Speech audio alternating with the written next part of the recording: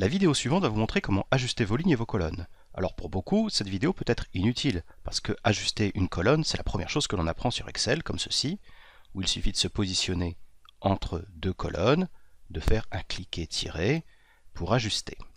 Seulement, dans le cas de figure présent, où j'ai 4 feuilles, comme ceci, je ne vais pas m'amuser à les faire une par une. D'autant plus que ici, vous pouvez voir que j'ai des dièses, et pour l'instant, je ne sais pas pourquoi. Mais en fait, dans Excel, il existe tout un tas d'astuces, et pas seulement celles que je viens de vous montrer, pour ajuster vos lignes et vos colonnes. Alors, comme je viens de vous le montrer, pour ajuster une colonne, il suffit de se positionner à l'intersection d'une colonne et de faire un cliquer-tirer pour ajuster. Et vous voyez qu'une indication s'affiche pour m'afficher la largeur de ma colonne. Et quand je relâche le bouton de la souris, la largeur de la colonne s'est ajustée. Et ce qui est vrai pour les colonnes l'est vrai aussi pour les lignes. Donc par exemple ici, je suis à l'intersection de la ligne 1 et 2, je clique, je descends et j'augmente la taille de ma ligne. Et ça c'est très important parce que de cette façon, vous aérez votre document sans avoir à ajouter de lignes vierges. Et comme nous le verrons tout au long des vidéos de formation, il est plus que déconseillé dans Excel d'insérer des lignes vides. Donc plutôt que d'insérer des lignes vides, élargissez la hauteur de vos lignes comme ceci. Alors maintenant, pourquoi ici en colonne B, j'ai des dièses? Eh bien tout simplement parce que la largeur de ma colonne est trop étroite par rapport à son contenu. Quel est le contenu? Ce sont des dates. Donc quand vous avez des dièses comme ceci, ça vous indique que vous avez des dates, mais la largeur de la colonne est trop étroite pour afficher le format des dates. Donc là encore, il vous suffit de faire un cliquer-tirer pour afficher le contenu de vos dates. Mais bien sûr, faire un cliquer-tirer pour toutes vos colonnes, c'est beaucoup trop fastidieux. Vous pouvez très simplement double-cliquer à l'intersection d'une ligne et d'une colonne pour automatiquement ajuster le contenu de votre colonne sur le contenu de vos cellules le plus large. De même pour les anniversaires, je double-clique. Mais pour gagner encore plus de temps, ce qui vient d'être fait sur une colonne peut l'être sur plusieurs colonnes.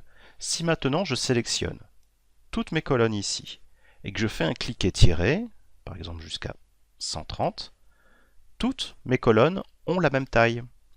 Et de même, un double-clic ajuste automatiquement toute ma sélection à la largeur la plus grande contenue dans les différentes colonnes. Donc ça déjà, ça me fait gagner énormément de temps. Mais si maintenant je me reporte aux autres feuilles, je ne vais pas refaire la manipulation pour chacune d'entre elles.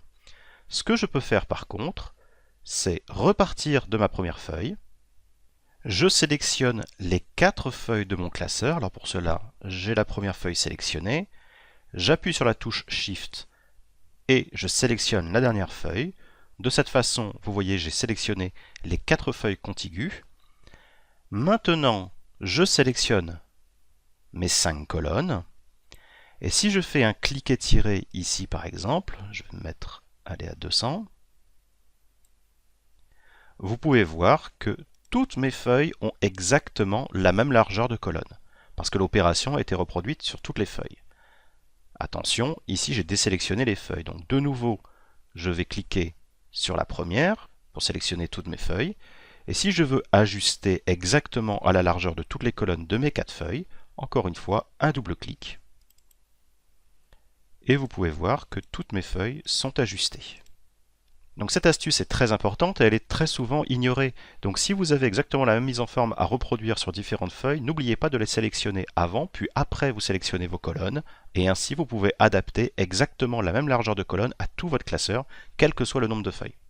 Alors maintenant, si je me reporte à la feuille 2, j'y ai volontairement introduit une erreur, c'est ici, j'ai le contenu de ma colonne qui est très grand, et je n'arrive même pas à pouvoir sélectionner l'intersection entre la colonne précédente ou suivante. Alors comment faire ici pour revenir à une situation normale pour que je puisse voir apparaître l'intersection entre les deux colonnes? Eh bien là, il suffit tout simplement de faire un clic droit, largeur de colonne. Vous pouvez voir qu'ici, j'ai une largeur qui s'affiche et je vais manuellement indiquer une valeur comme ceci. Et de cette façon, je vois apparaître de nouveau la colonne précédente et la colonne suivante. Il ne me reste plus donc qu'à adapter la largeur. Autre astuce qui est très peu connue, c'est comment refaire afficher une colonne masquée. Alors pour masquer une colonne, ce n'est pas très dur. Il vous suffit tout simplement d'en sélectionner une, de vous mettre à l'intersection de deux colonnes et de réduire la largeur jusqu'à ce que ça atteigne 0. Voilà, votre colonne est masquée et on voit que la lettre B n'apparaît plus. Alors maintenant, pour le faire réafficher, beaucoup en fait sélectionnent la colonne précédente et la colonne suivante, un clic droit, afficher, ça fonctionne. Mais il existe aussi une autre technique avec la souris. Je vais juste me positionner à l'intersection entre A et C. Donc ça, c'est le curseur que nous connaissons déjà, mais si je me déplace un tout petit peu vers la droite, vous voyez maintenant qu'une icône à double trait verticaux apparaît. Et ça veut dire que je vais réafficher une colonne masquée. Je clique, je tire, et la colonne B apparaît. Et ce qui marche pour les colonnes marche évidemment pour les lignes. Je masque, je me positionne, je clique, j'étire. Alors dernière chose à vous montrer, mais je ne vais pas trop m'attarder parce que la vidéo est déjà un petit peu longue, c'est la permutation entre les colonnes. Et cette vidéo vous sera présentée plus en détail dans la partie sur les manipulations, qui est aussi un module gratuit. Alors, si par exemple je veux permuter cette colonne et la mettre après les centimètres, eh bien tout simplement il existe cette technique, c'est magique. Et également je peux l'adapter non pas à une mais à toutes mes feuilles sélectionnées, comme ceci. De nouveau je prends anniversaire, comme vous pouvez le voir, anniversaire est toujours en colonne B, donc je resélectionne ici, je permute, et vous pouvez voir maintenant que dans toutes mes feuilles, la colonne anniversaire a été permutée. Donc ça, je me répète. Donc pour la permutation de colonnes, je vous renvoie au module des manipulations sur Excel.